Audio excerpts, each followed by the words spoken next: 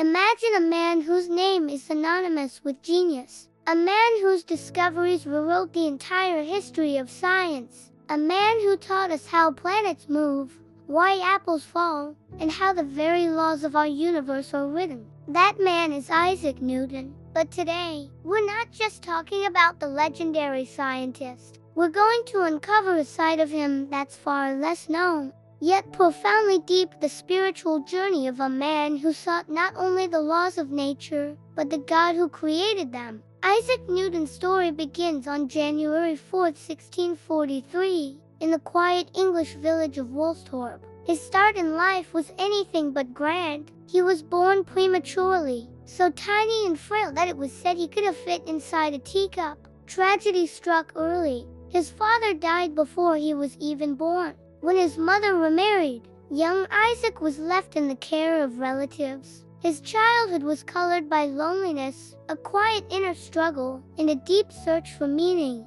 But it was in this solitude, this silence, that a mind destined to change the world began to take shape. When Newton arrived at the University of Cambridge, it was clear he was no ordinary student. His extraordinary abilities shone through almost immediately. While still a young man, he began making discoveries that were decades, even centuries, ahead of his time. He formulated the three laws of motion, which are the foundation of modern physics. He gave us the law of universal gravitation, explaining the force that holds the cosmos together. He laid the groundwork for classical mechanics and pioneered developments in mathematical analysis, a tool we still use today. His work in optics and astronomy was revolutionary. He eventually became a professor of mathematics at Cambridge, and his masterpiece, the Principia Mathematica, is widely considered one of the most important scientific books ever written. It was a triumph of human intellect. But behind this towering curtain of scientific fame, something even more profound was unfolding in his private life. Here is a fact that might surprise you. Isaac Newton wrote over 1 million words not on science, but on theology, biblical studies, ancient history, and prophecy. In fact, he dedicated more of his life to studying the Bible than he did to physics. For Newton, science wasn't a replacement for faith. It was the opposite. Science was a pathway to an even deeper reverence for the Creator. He looked at the intricate laws of nature and saw a reflection of God's infinite wisdom. To him, the universe wasn't some random, chaotic accident. It was a masterfully designed creation, a testament to a divine architect. Newton lived in a turbulent era. To openly challenge the official doctrines of the church could cost a man everything: his career, his freedom, and in some cases, even his life. And Newton held deeply personal, and at the time, very unpopular theological views. He rejected certain man-made traditions and dogmas, believing that the Holy Scripture alone should be the ultimate authority. He pored over the books of Daniel and Revelation, not to win arguments, but to genuinely understand God's grand plan for history. He was searching for a purity of faith.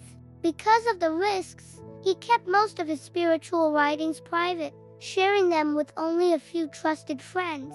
This wasn't just a scientist playing with ideas. This was a man who feared God far more than he feared the opinions of men. For Newton, studying the universe was a form of worship. He truly believed that by studying the precise orbits of the planets, we get a glimpse of the Creator's perfect order. By studying the properties of light, we touch the very wisdom of God. And by discovering the fundamental laws of nature, we are essentially reading the handwriting of the great designer. In his mind, faith and reason were never in conflict. They were two wings of the same bird, both serving a single, noble purpose: the pursuit of truth. He famously wrote, "This most beautiful system of the sun, planets, and comets could only proceed from the counsel and dominion of an intelligent and powerful being." Science, for him, was the act of thinking God's thoughts after him. Isaac Newton passed away on March 31, 1727. He was given one of England's highest honors and was buried in Westminster Abbey,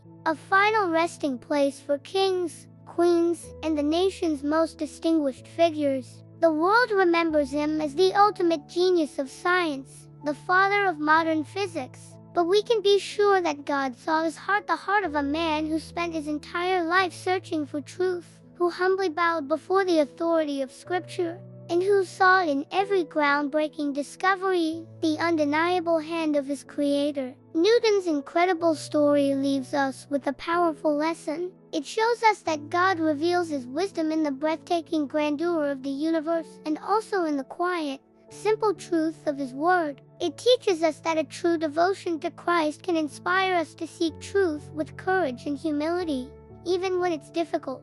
And it reminds us that God can use every gift he gives us, our intellect, our creativity, our service for his glory, but only when our hearts are fully surrendered to him. Isaac Newton's life demonstrates a profound truth. The greatest of geniuses can also be the most humble of God's students. And perhaps that is the very definition of true wisdom, to uncover the deepest secrets of the universe, only to bow even lower before the one who created it all. Thank you for watching. If this story inspired you, please like, subscribe, and share it with someone who needs to hear it. See you next time.